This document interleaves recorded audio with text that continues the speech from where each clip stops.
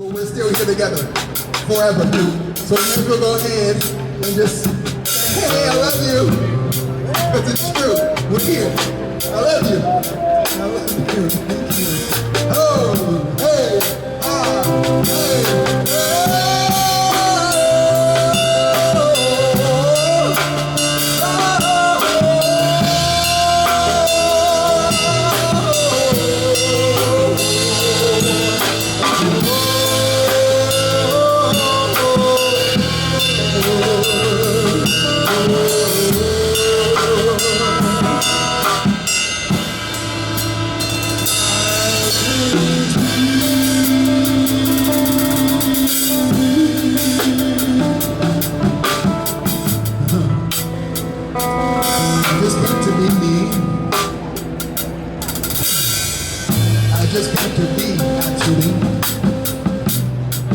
so beautifully different for each of us to just be, without concepts, without rules, because in our natural state, we are exactly what we need to be. That's it.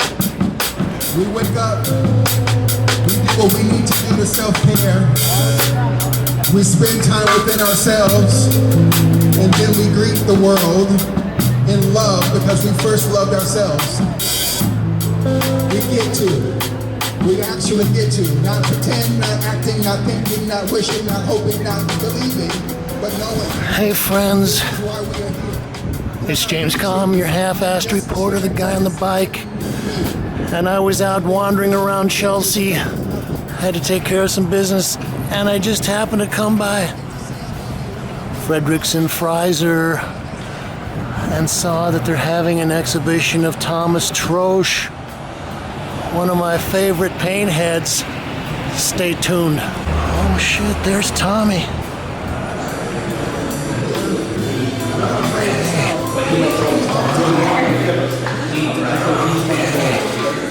Gosh. Well, as I said, I wasn't expecting this. This is why I love to kind of get out and wander aimlessly through the neighborhood, look around the back room. Well, I've been watching Thomas's work for quite a while. Actually, this is quite a development. Okay, well, we snagged Thomas just serendipitously. We walked in here on his opening. I just asked him a hard question. I said, does your show have a title? And you said, new paintings. Tell us about the new show. This is work from how long a period of time? Oh, it's probably more, it's along the lines of the last show. I mean, ladies and their artists and the interiors around them and the paintings within paintings. Yes. But is the work, some of it fairly new, or is it? Oh, this is all new. It's all new. All new. Because I was noticing, especially one of the pieces I saw when I came in was very, more like a drawing, very open, a lot of fresh open canvas and all that. And Yeah, there are a couple of those drawing type paintings. well, one of the things I always loved about your work is you kind of contrast like the extremely heavily painted areas against areas that are not very heavily painted. You got a lot of other things happening, art historical references, and I just love the chunky paint. Oh, thanks. And you're still living in Baltimore, is that? Still living in Baltimore. Isn't that amazing? Okay, well, congratulations. Anyway, I'll let you get back to your adoring crowds. Congratulations, Thomas. Oh, thank you. I might speak to you a little bit later. Thank you.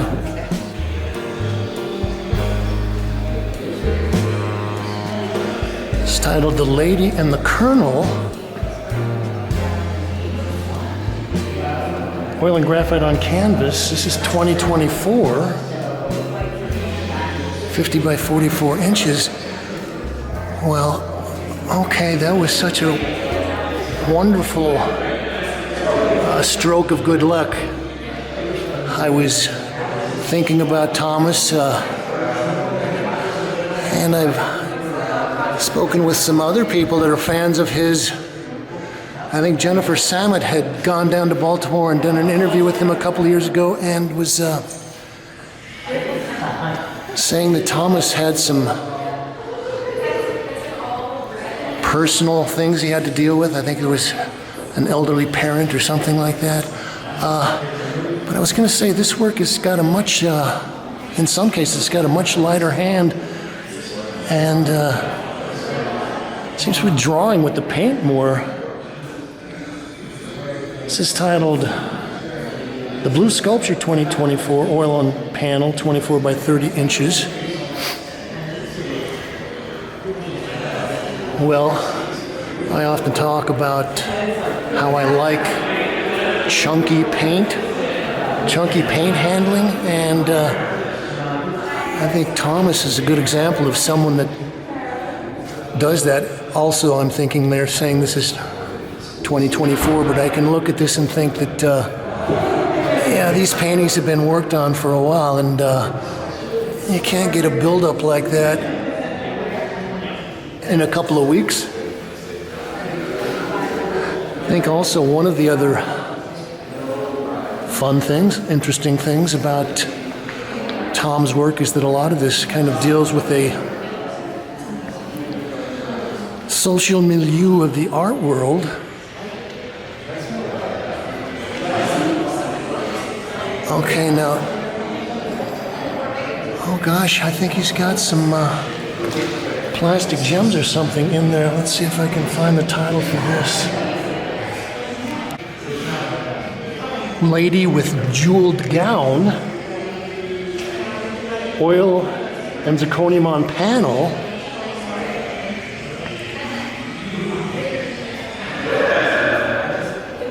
Well, as I was saying, a lot of this is kind of dealing with almost kind of a fantasy version of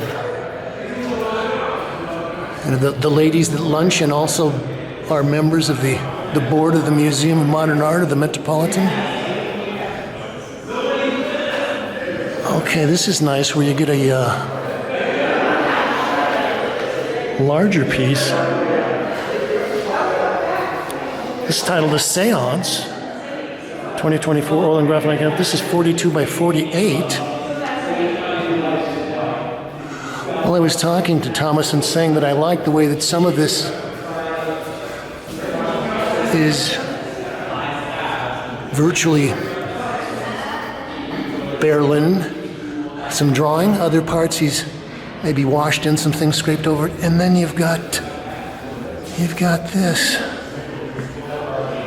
giant bouquet of flowers that is just squirted straight out of the tube and knifed on.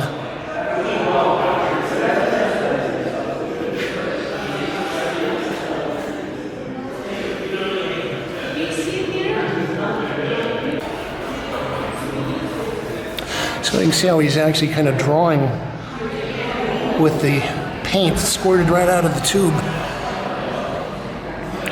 I think I first saw the work about 20 some odd years ago, and he was doing some fairly large pieces, but they were more thinly painted, but they were still dealing with this kind of strange social milieu. And I know that at one of the art fairs a couple of years ago, Jeffrey Deutsch curated a booth dealing with Florine Stettheimer and the people that he thought had been influenced by Florine. And, well, Thomas was one of the people in there.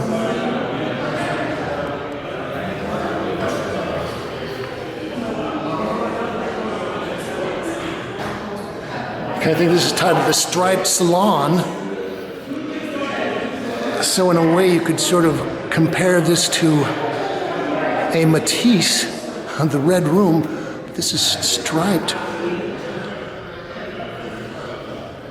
Oh, Thomas gets some extremely rich color things happening there.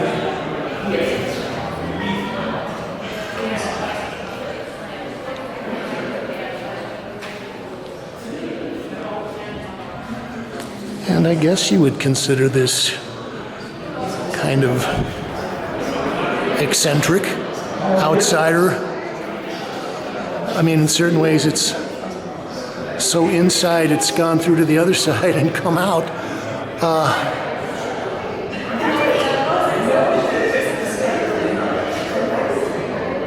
This is titled The Momentous Decision.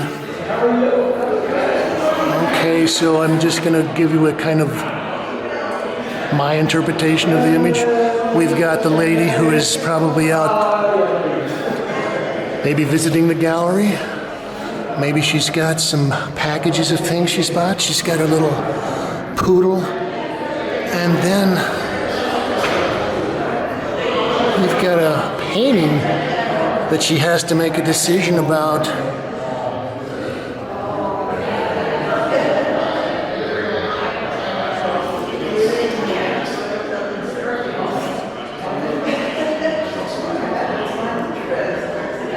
This is 18 by 24. I think another one of the things that attracts me to Thomas's work is that it's all in an intimate scale, and I guess this is, for his current body of work, I think this would probably be about, from what I can see in the show, about as large as it gets. So this is titled Red Painting for Sale.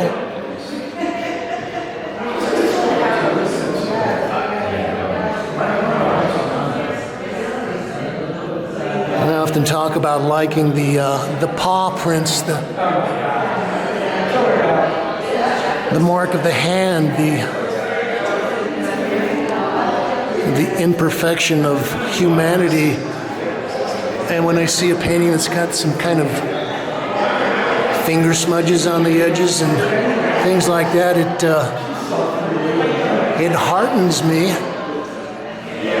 Okay, this is interesting. So he's actually gone in and very carefully kind of drawn almost like a Greek silhouette on that figure. Okay, so maybe the artist is some kind of heroic figure, and he's in the studio. He's got his paintings there. We've got our clients over here. And the F. Scott Fitzgerald types. And just from a coloristic standpoint, you would think that this is pretty extraordinary. And the paint texture is wonderful.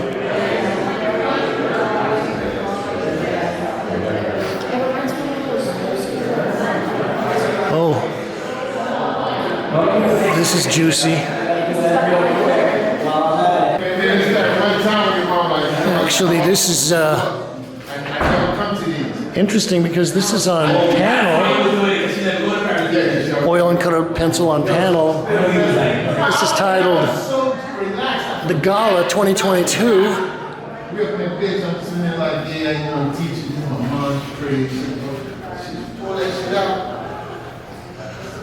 Okay, well that's what happens when you got crackle in a quarter-inch thick of slab of paint.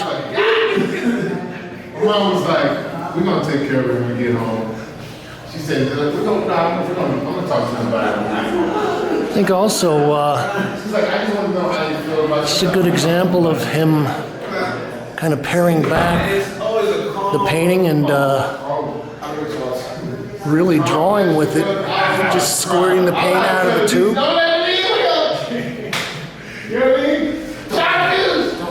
Two Ladies in Gowns 2024, oil and colored pencil on panel, 24 by 30. He's got some beautiful panels there. So I remember also some of the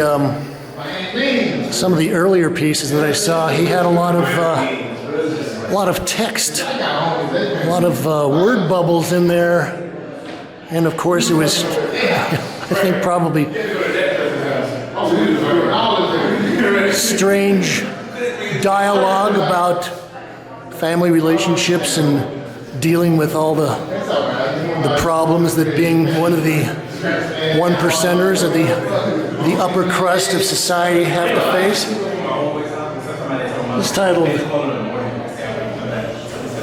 The Lady and the Parrot.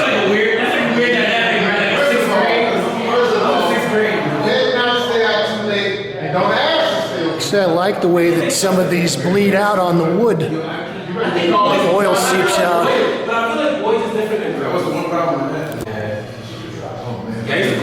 Okay, this is kind of a strange piece. Like everybody out at work. I think they run. The Cyclops 2022, oil on panel, 18 by 24. Well, I was looking at this and it's dated 2024, but I'm looking at this and it almost looks like there's some, maybe some dust, some patina and stuff on here that's built up that would make me think that this has been kicking around the studio for a couple of years before he finished it off. Also, I was looking at this and thinking of Morandi. Okay, Thomas. So this is the biggest painting in the show. This is actually 5 by 6 feet. What are you laughing about? What does that mean? This is titled The Cars 2023, oil and graphite on canvas. And I think this really kind of shows a new development with a lot of the open canvases, the kind of spare painting. But he's still got his little ladies figures in there. I'm also thinking this is probably one of the more obviously abstract pieces in this show. A lot of this is dealing with just the circles, the ovals. I mean, parts of it. For some reason, that makes me think of a Basquiat detail.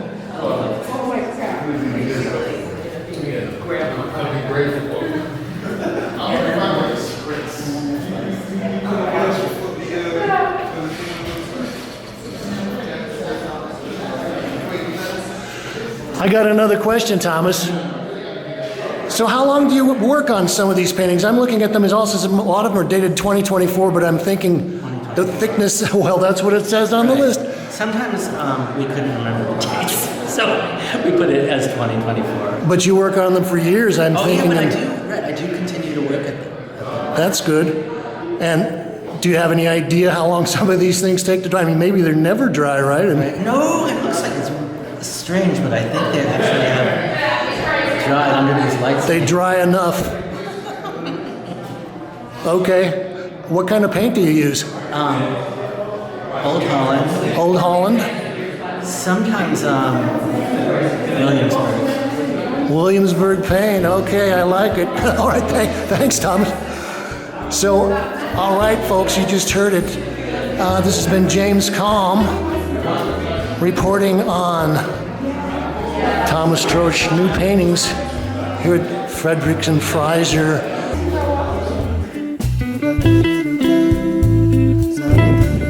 Okay, viewers, well, we went around the corner and we're going to continue our soiree in Chelsea by dropping into the David Zwirner Gallery and looking at a wonderful historic show, Robert Ryman, 1961 to 1964. Well, they talk about in the press release that Ryman achieved his initial success in the late 60s, early 70s, but that the paintings that were done before that time were not well known. So this is an opportunity to see some of the early work where he established some of his standard practices. One of them was using the square canvas. And I was delighted to see the show and get a chance to see some of these paintings. One of the things they talk about is the fact that he was trying to reconsider the structure of painting the support, how a painting is presented. I like this piece, untitled. Most of them are untitled. This is kind of the kind of Rymans that I remember seeing. The all white. Also, I think one of the interesting things as we go through the show is to see how he used the linen, the actual beige color of the linen, to add to his paintings. Also, they talk about these paintings being all white, but there's actually a lot of color underneath them. And part of his idea was that you go in and kind of cover over the other things, and maybe you get a little flicker of color coming through, but mostly you were dealing with the idea of white. Also, I like the way that he kind of logically develops his ideas. So you start out with the square of, I guess they're saying that these are sized canvases, so I assume that they would probably have rabbit skin glue. And then he puts his little grid, another square grid there in the lower right-hand corner. So when we expand the grid and put it up in the left-hand corner, but these are all squares and squares. It's also untitled. And I believe most of these are close to 6-foot squares, so I think this one is something like 76 by 76 inches. I was also thinking that although he was self-taught, and I guess came to New York to be a jazz musician, he ended up getting a job at the Museum of Modern Art and spent a lot of his time during the days looking at Rothko's, Barnett Newman's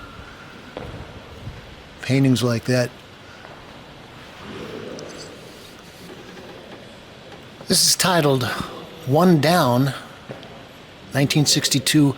This is 75 by 75 inches.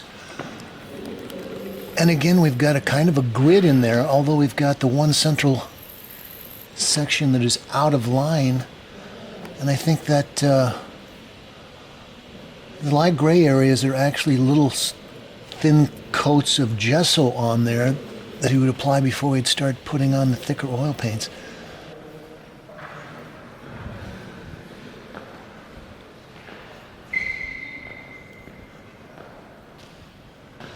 This is another untitled piece.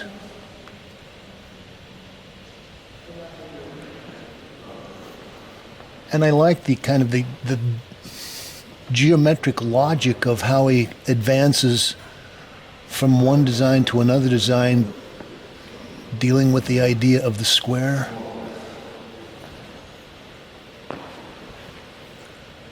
Okay, another untitled piece. Also, I think it's interesting to see how, in certain ways, he kind of pays a lot of attention to the edges, and so he kind of extends the brush strokes out to the edges. And other areas, he's kind of letting the edge kind of dissolve a little bit. This one made me think of some of the Russian constructivists, Rodchenko or Malevich, the white square on a white square. And I think this also shows there was still a certain kind of looseness, almost an influence of the abstract expressionists, maybe a little more than in some of the later work. Also, he was dealing with a lot of different types of white paint. And this is titled Numbered Abstractions. So he's not stretching the canvas, he's leaving it unstretched. This is cotton duck. He's putting this all on a grid, which is also very formalistic.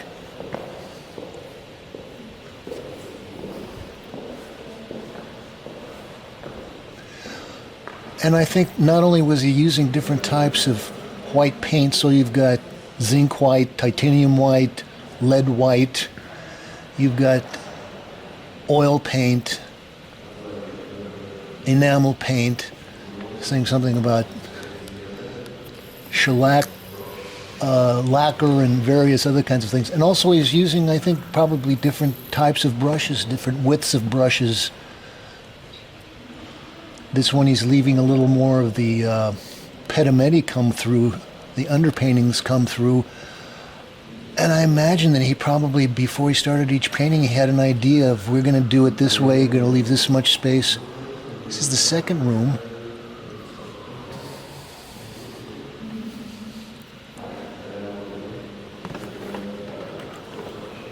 I think this one is titled A Wedding Painting.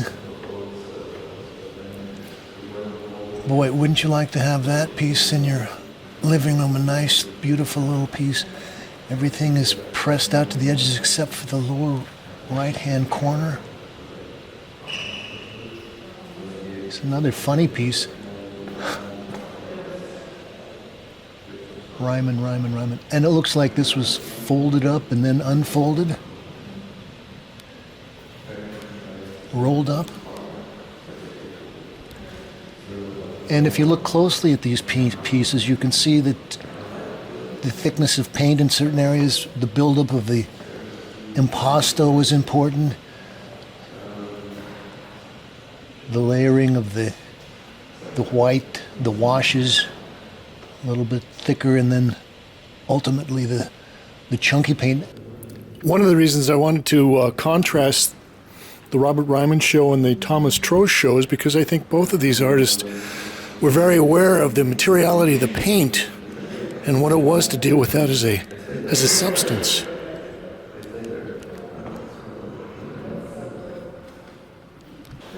This is Untitled 1961, oil and gesso on stretched linen canvas. And I like this little piece.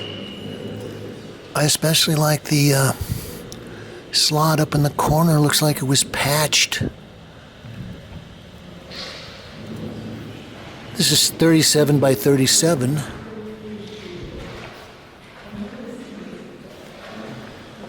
This is Untitled 1961, oil and gesso on unstretched linen canvas, 16 by 16 inches.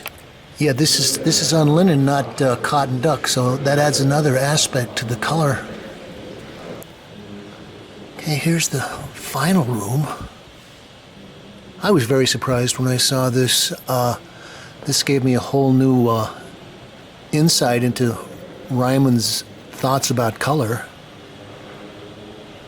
This is probably the most unusual and unexpected piece in the entire show. This is titled Untitled Study, 1964, oil on unstretched size linen canvases glued to plywood mounts on 61 panels, irregular sizes.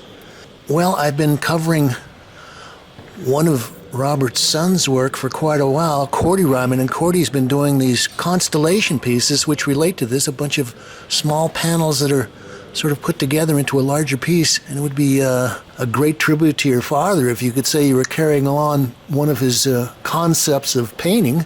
Okay, this little piece makes me think of a term that Alain de Kooning came up with called abstract impressionism, which would include people like Milton Resnick, Philip Guston, and Joan Mitchell. This is one of the more interesting and coloristic paintings in the show. This is titled 62-inch square, 1964, oil, graphite, and gesso on stretched size linen canvas, 62 5/8 by 62 5/8. Why they don't call it 62 5/8? I don't know.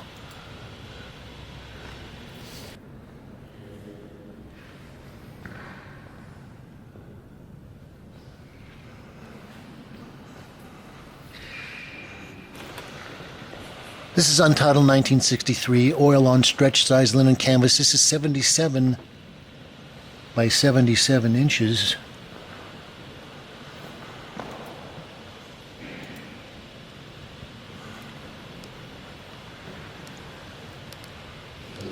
And again, we've got the underpainting, we've got the browns, the greens, dark blues, other things, and then the white overpainting.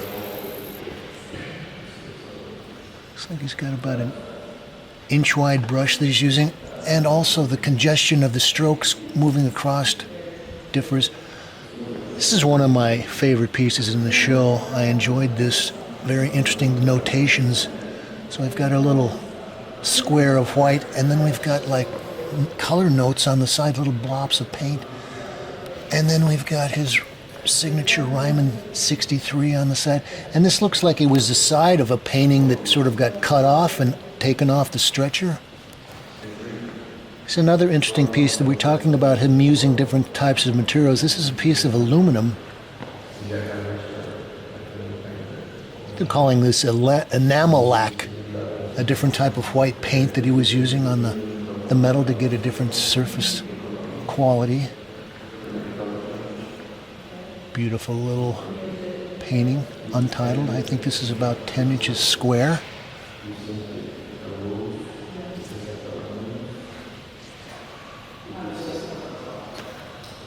This is Crazy 2, 1962 to 1964, oil graphite on sized linen canvas.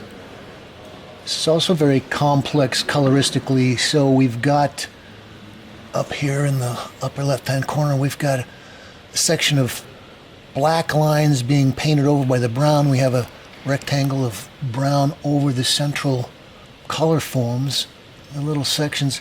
In a certain way, this relates to Ad Reinhardt's dividing up his canvases, but it's more painterly. It's not just the black.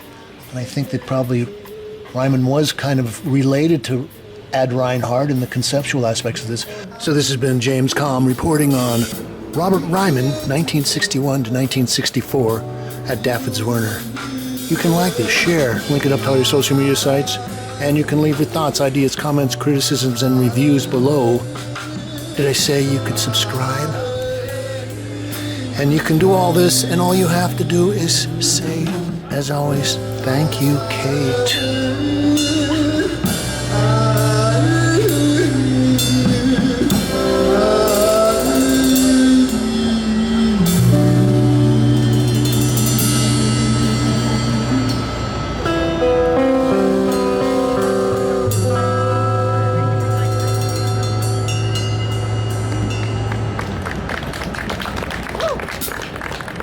Thank you.